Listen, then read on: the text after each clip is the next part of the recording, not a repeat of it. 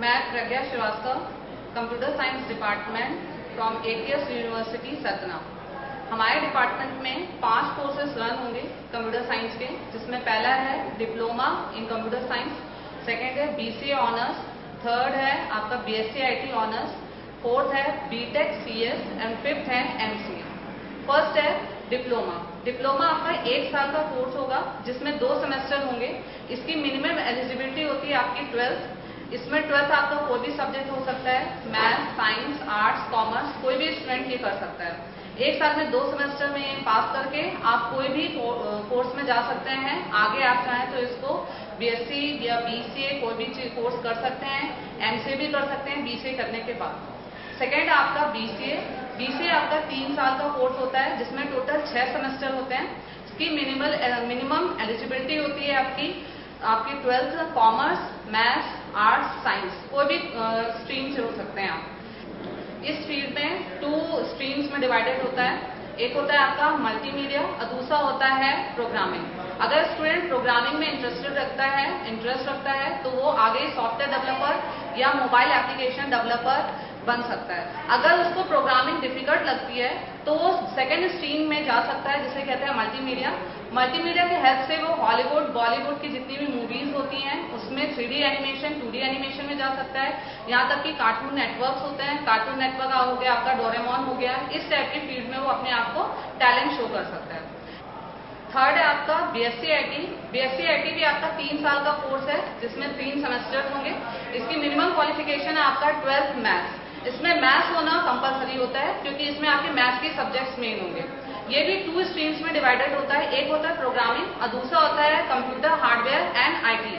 अगर आप इसमें भी स्टूडेंट्स अगर कंप्यूटर में, प्रोग्रामिंग में अपने आप को स्ट्रॉन्ग समझता है तो वो आगे जाके सॉफ्टवेयर डेवलपर या मोबाइल एप्लीकेशन डेवलपर इस टाइप की फील्ड्स में जा सकता है। अगर उसको ये फील्ड सही नहीं लगती है या स्ट्रॉन्ग नहीं लगता है तो वो अपना सेकेंड पार्ट सिलेक्ट कर सकता है, जो कि कंप्यूटर हार्डवेयर डेवलपर या IT एडमिनिस्ट्रेटर। इसके हेल्प से वो बड़ी बड़ी कंपनीज के कंप्यूटर हार्डवेयर मैनेजर बन सकता है या IT एडमिनिस्ट्रेटर बन सकता है। नेक्स्ट है आपका BTech CS। BTech CS आपका 4 साल का कोर्स है। इसमें टोटल 8 सेमेस्टर होंगे। इसमें मिनिमम क्वालिफिकेशन आपकी 12th मैथ्स कंपलसरी है। इसमें जो फर्स्ट ईयर होता है वो आपका पूरा सेम BE के सब्जेक्ट्स होते हैं, यानी फिजिक्स, केमिस्ट्री, मैथ्स सारे सब्जेक्ट होंगे। और नेक्स्ट सेकेंड ईयर से आपके कोर कंप्यूटर के सब्जेक्ट्स होते हैं। इसको भी करने के बाद स्टूडेंट आपका BTech इंजीनियर कहलाएगा। इसके बाद वो MCA कर सकता है या कोई भी कंपनीज में अपने आप को रिक्रूट करवा सकता है। नेक्स्ट है आपका MCA। MCA आपका 3 साल का कोर्स है। इसमें 6 सेमेस्टर होते हैं। इसमें मिनिमम क्वालिफिकेशन आपका BCA, BSc IT, BSc maths, BSc bio कोई भी सब्जेक्ट से हो सकते हैं।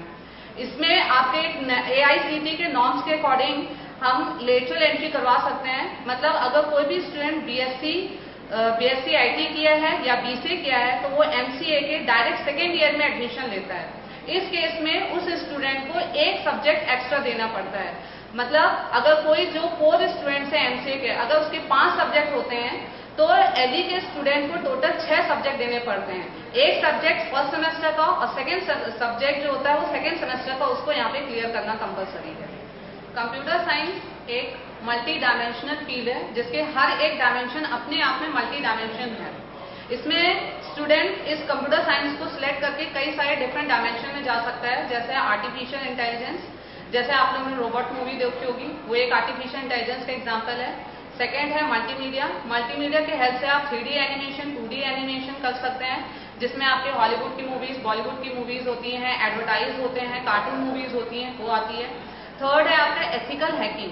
एथिकल हैकिंग वो हैकर्स होते हैं जो कि हमारे डेटा को सिक्योर करते हैं, जिसमें कि आपके गवर्नमेंट ऑर्गेनाइजेशंस हो गए, प्राइवेट ऑर्गेनाइजेशंस हो गए, कई ऑर्गेनाइजेशन इस टाइप के हैकर्स को रिक्रूट करती हैं और प्रॉपर सैलरी प्रोवाइड करती हैं। नेक्स्ट है आपका हार्डवेयर इंजीनियर। अगर स्टूडेंट चाहे तो वो हार्डवेयर इंजीनियर बन सकता है और कोई भी बड़े ऑर्गेनाइजेशन में पूरे हार्डवेयर को आपका मैनेज करने का काम करता है।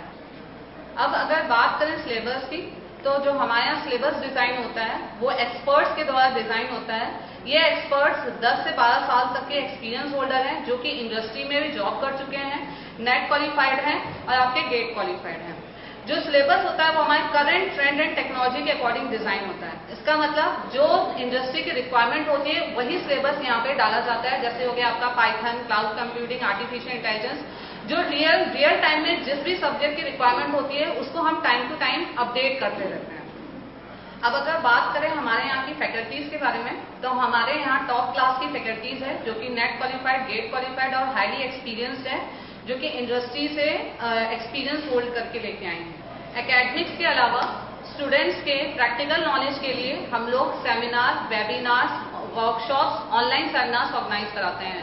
यहाँ तक कि स्टूडेंट्स को ट्रेनिंग के लिए भी ले जाते हैं, जिसके अकॉर्डिंग स्टूडेंट्स प्रैक्टिकल नॉलेज को गेन कर सकें।